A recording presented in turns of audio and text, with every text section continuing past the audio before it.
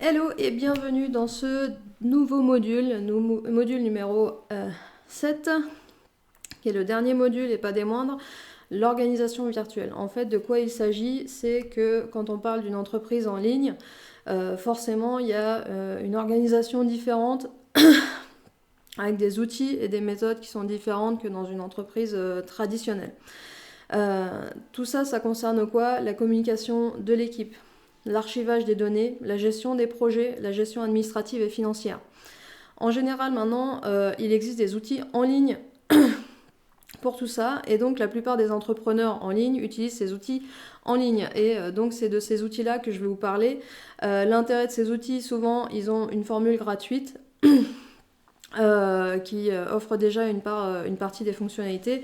Et évidemment, quand l'entreprise commence à grandir, à avoir besoin de plus de choses, on peut avoir une solution payante. Du coup, on commence. Donc, comment ça marche? Au tout début, ce qu'on recommande pour une entreprise, c'est d'avoir un livre des procédures. Ça, c'est quelque chose pour toi aussi que tu peux adopter dans ton business. Chez un entrepreneur en ligne, s'il commence à déléguer, en plus, c'est important de mettre en place des procédures. Il faut documenter toutes les actions qui sont récurrentes afin d'améliorer l'efficacité, la productivité, d'être plus rapide, de ne pas s'éparpiller. Aussi, à partir du moment où on commence à déléguer, si les procédures sont bien notées de manière carrée dans des documents, ça permet de faciliter le turnover, ou bien, donc c'est-à-dire quand on change d'équipe, quand on a des nouveaux membres de l'équipe, on peut tout simplement leur dire, bah tiens, voilà, les procédures qui concernent ta partie du travail, elles sont là, là, là, c'est là que tu dois te former.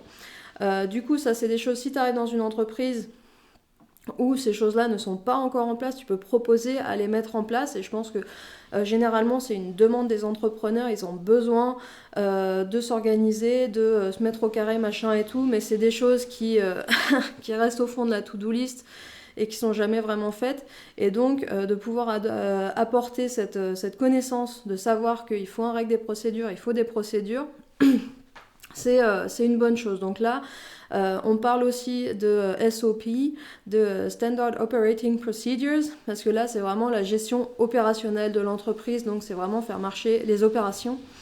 Et si c'est un truc qui te fait kiffer, c'est une manière aussi de se spécialiser vraiment en chef des opérations. Donc dans les entreprises, même en ligne, qui commencent à être vraiment grosses, on a besoin de quelqu'un derrière qui gère tout ça, qui automatise les systèmes, qui met à plat tous les process, etc.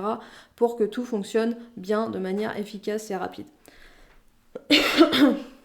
Du coup, les exemples de procédures qu'il faut avoir dans une entreprise.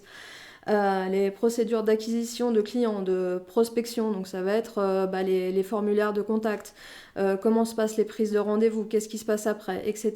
Qui gère quoi, à quel moment, qui reçoit les messages, qui répond, qu'est-ce qu'on répond, est-ce qu'il y a des questionnaires à remplir avant un rendez-vous, pendant un rendez-vous, etc. Plein de choses comme ça. Process d'onboarding, donc ça c'est déjà ce qu'on a vu sur le module précédent sur le service client. Process de suivi des dépenses. Donc là par exemple, tu peux avoir comme fonction d'aller chercher une fois par mois dans tous les outils, faut aller télécharger les factures pour les archiver dans un dossier. Donc là aussi il peut y avoir une procédure dédiée à ça. Pour la création, la publication d'articles et de vidéos, là aussi il y a des process à suivre qu'on peut aussi intégrer comme des tâches à cocher dans un outil de gestion de projet qu'on verra plus tard. Donc c'est assez pratique de savoir, bon bah voilà, les process c'est quoi? Il faut avoir une idée, il faut rédiger le script, préparer un PowerPoint, faire la réalisation, faire le montage. Après, uploader sur YouTube, mettre la description, faire la publication, faire la promotion, etc. Pour chaque étape, tu peux assigner, ça c'est telle personne qui va faire ça, ça c'est telle personne qui va faire ça. Est-ce qu'il y a des modèles de texte pour les descriptions à mettre, des choses comme ça. Donc tout ça, c'est des process, encore une fois, donc pour la programmation des réseaux sociaux. Le service client après-vente, donc ce qu'on a vu, où se trouve le service client, quels sont les modèles de messages à envoyer, comment on les envoie, quand est-ce qu'on les envoie, quel type de message doit être envoyé à telle ou telle personne. Ça aussi, c'est un process. Pareil pour les newsletters, pour les processus de recrutement et l'archivage des données. Justement, à propos d'archivage des données. Donc l'archivage des données, pour une entreprise en ligne, ça se passe dans des clouds maintenant. Donc le plus souvent, ça va être dans un Google Drive, dans un Dropbox. Il y a aussi des clouds privés ou bien des outils d'Amazon qui offrent aussi des choses comme ça.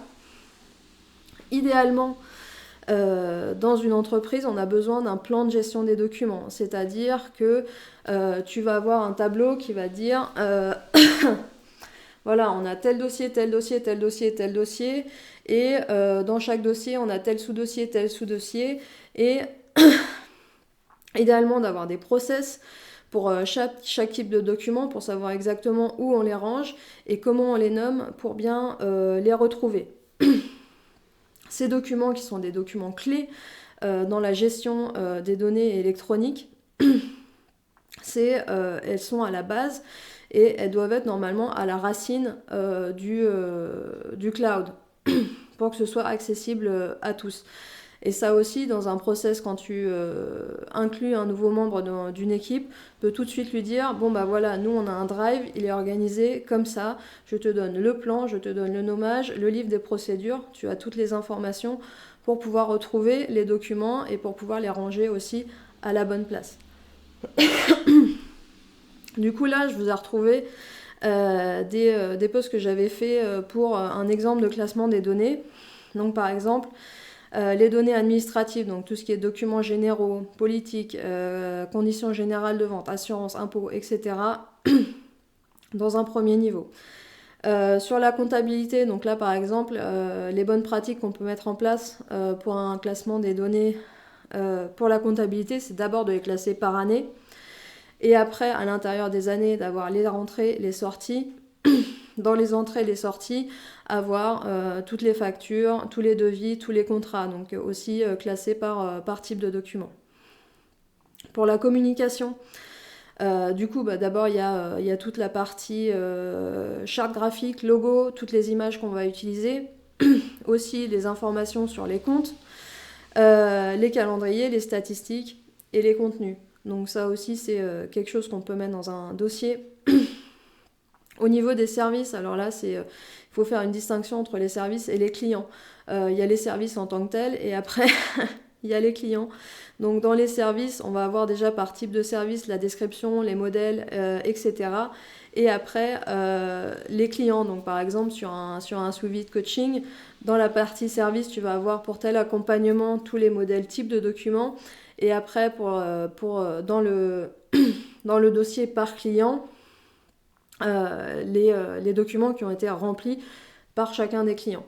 Donc ça, c'est bien de séparer ces deux choses-là aussi, de ne pas les mélanger, sinon c'est le bazar. Et après, d'avoir, là en numéro 6, j'ai mis formation, ça peut être des trucs divers, tout ce que l'entrepreneur va apprendre pour lui. Ça aussi, c'est un truc que je peux te conseiller pour ton entreprise, dès le départ, de mettre en place des règles pour pas se retrouver complètement perdu au bout d'un moment. Donc après, au niveau des outils de communication. Donc chaque entrepreneur a des moyens de communication favoris, préférés pour converser avec ses partenaires. Donc ça peut être par mail, par téléphone, par Skype, par Messenger, par WhatsApp. Ça, c'est un truc en début de communication, enfin en début de contrat avec un client. Il faut se mettre d'accord sur la meilleure manière dont vous allez communiquer. Soit tu t'adaptes à l'entreprise de ton client, soit si le client il démarre tout juste, c'est sa première assistante, tu peux lui dire ce que toi tu préfères ou ce que toi tu recommandes pour gérer la communication. Idéalement, c'est bien d'avoir un seul canal de communication et de s'en tenir toujours au même. C'est-à-dire pour pas avoir à aller chercher des informations à droite, à gauche, machin, il faut centraliser pour être le plus efficace possible. Ça paraît logique, mais des fois c'est pas clair et c'est bon aussi de savoir cadrer les clients qui sont pas encore bien organisés pour bien communiquer pour que la collaboration ensemble fonctionne bien. Et puis pour être efficace, parce que sinon tu perds du temps. Si tu perds du temps, t'es payé à l'heure, lui il perd de l'argent, il va trouver que tu passes trop de temps, machin et tout. Du coup c'est pas bon ni pour l'un ni pour l'autre. Après, plus l'entreprise grandit, plus il y a des membres d'équipe, etc., c'est nécessaire de centraliser les informations et centraliser les communications pour pas avoir recevoir 15 000 mails où il y a 10 personnes en copie, où un tel répond et puis il oublie de faire répondre à tous, ou bien il y a quelqu'un qui fait toujours répondre à tous alors que c'est une communication privée sur une seule thématique. Là aussi, il y a des outils de communication qui permettent de faciliter les choses. Donc par exemple Slack, c'est un outil qui est très utilisé, qui permet d'avoir plusieurs canaux de communication, donc par thème. En général, tu vas avoir un fil de discussion général avec tous les membres de l'équipe, et après des fils de discussion par thème avec seulement les personnes de l'équipe qui sont concernées par ce thème-là. On peut avoir aussi des groupes sur Skype, des groupes sur WhatsApp, des groupes privés sur Facebook. J'ai pas trop vu ça pour une gestion d'entreprise, mais c'est aussi quelque chose qui est possible. Et aussi, on peut avoir un outil de gestion de projet en ligne. Et donc ça, par exemple, on va en parler juste après, c'est des outils où donc tu crées les tâches et dans les tâches, tu peux mettre des commentaires et donc tu sais que les commentaires sont directement liés à la tâche et ils vont être envoyés seulement à la personne qui est concernée, ou bien tu peux taguer les personnes, etc. Donc, les outils de gestion de projet en ligne, c'est quoi? Donc, si tu n'en as jamais entendu parler, il y a Asana, il y a Trello, Notion, ClickUp, Monday, il y en a de plus en plus qui se créent. En fait, le principe, c'est comment ça marche. Tu peux avoir des catégories et des listes de tâches par catégorie. Un des aspects qui est assez pratique, c'est que tu peux avoir une tâche qui va être tout un process, donc une tâche avec une sous-tâche, comme ce que je disais par exemple tout à l'heure pour la création des vidéos. Et dans cette tâche, tu peux assigner toutes les sous-tâches à tel et tel membre de l'équipe. Et donc par exemple, à chaque nouvelle vidéo, plutôt que de refaire tout de zéro, on va juste dupliquer la tâche et changer les deadlines. Et tous les membres de l'équipe à qui sont assignés vont être notifiés de la création de cette nouvelle tâche. Et tu peux faire des interdépendances. Et donc à chaque fois qu'il y a une sous-tâche qui est finie, donc l'autre sous-tâche qui se déclenche, et les gens sont prévenus au fur et à mesure. Et pareil, dans la tâche, tu peux, comme je disais, mettre des commentaires, taguer les personnes qui sont concernées. Et donc là, c'est vraiment, la communication, c'est vraiment sur la tâche, sur le travail. On n'est pas obligé de s'envoyer des mails et de dire « va chercher ». Va voir dans Asana, tout est dans Asana. Et en général, tu reçois des notifications quand tu reçois un message sur Asana et tu vas répondre dans Asana ou dans Trello, etc. Dans ces tâches reproductibles, tu peux vraiment mettre tous les process. Et quand tu as une grosse entreprise, comme je disais tout à l'heure, avec un drive, avec des process, etc., tu peux mettre en commentaire déjà le lien vers le process, le lien vers les documents dans le drive. Donc ça peut être rédigé dans cette tâche reproductible, toutes les informations, et donc à chaque fois tu dupliques la tâche, par exemple pour un suivi client, hop, tu as un nouveau client, tu dupliques la tâche, hop, avec le nom du client, tu vas changer les dates, et à l'intérieur, à chaque niveau de tâche, tu vas retrouver le lien vers le document, le lien vers le process auquel ça correspond, etc. Donc ça, c'est une manière de vraiment de faciliter l'efficacité du travail. Du coup, voilà. Après, il y a aussi toute la partie suivi administratif. de l'entreprise. Donc ça, pour ça aussi, il y a des outils en ligne qui sont adaptés aux TPE, donc aux très petites entreprises, donc aux auto-entrepreneurs pour la plupart. Donc on appelle ça un CRM, c'est un outil de gestion de suivi client. Ça permet d'améliorer le suivi client et aussi d'automatiser les process. Donc là, il y a plein de fonctionnalités. Des exemples d'outils, donc il y a Dubsado, HubSpot, Zoho, Insightly, Salesforce. Donc pareil, c'est des outils à l'intérieur desquels il y a des process. Tu peux mettre tes modèles de documents, tes modèles de factures, de propositions, de devis, de contrats, etc. Et avoir un process à chaque fois qu'il y a une partie qui est validée, ça envoie la facture, après ça envoie le contrat, etc. etc. Une autre partie de la gestion de l'entreprise, c'est que tu peux faire aussi le suivi financier. Donc pour le suivi financier aussi, il y a des outils en ligne qui existent, qui permettent de créer des factures, faire le suivi des paiements, etc.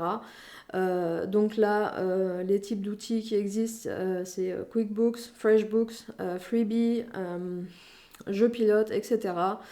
Ça te permet, quand ton client te le demande, de créer des factures, de les envoyer, etc. Et de faire le suivi des paiements. Donc quand il y a des paiements qui arrivent sur PayPal, sur Stripe, sur le compte bancaire, etc., de faire le suivi et de noter à chaque fois qu'est-ce qui a été payé, qu'est-ce qui est en impayé, faire des relances d'impayés, etc. Du coup, tous les services qui sont à proposer dans cette partie-là, c'est donc la création des procédures, du livre des procédures. Donc là, les procédures, en général, qu'est-ce que c'est? C'est un document Word où on va mettre vraiment point par point, être le plus précis possible. Y a plein d'entrepreneurs qui aiment bien qu'on fasse des copies d'écran, où on voit bien cliquer ici, puis cliquer là, puis cliquer là, puis cliquer là. Une autre manière de faire des procédures maintenant, c'est de faire aussi directement une petite vidéo de partage d'écran. Pour ça, on peut utiliser l'application en ligne Loom, par exemple, qui est super pratique pour enregistrer des vidéos. Donc, créer des procédures comme ça. Faire le classement des documents, création du plan de classement aussi. Faire le rangement du drive, tout ça. Après, il y a tout ce qui est le paramétrage des outils de gestion, des outils de communication, insérer les process dans ton outil de gestion de projet, etc. Créer des factures, créer des devis, faire des suivis financiers, aller chercher les factures dans les outils, trouver et installer des solutions d'optimisation. Et après, il y a toute une partie, si ça t'intéresse, ou si tu es dans une entreprise où tu peux avoir la chance de monter en grade et de faire ça, faire de la gestion d'équipe, organiser des recrutements. Donc voilà, donc tout ça c'est des services aussi qu'on peut proposer. Attention, au niveau de la comptabilité, il y a des règles très strictes. Il n'y a que les comptables qui ont le droit de faire certaines manipulations. Donc là, selon moi, je pense que tu peux remplir des tableaux, c'est payé, c'est pas payé, etc. Par contre, tout ce qui va plus loin vraiment sur les déclarations de TVA, déclarations de revenus, etc., ça doit être fait par un comptable professionnel. Voilà, et là-dessus, je clôture ce dernier module. Ciao. Oups.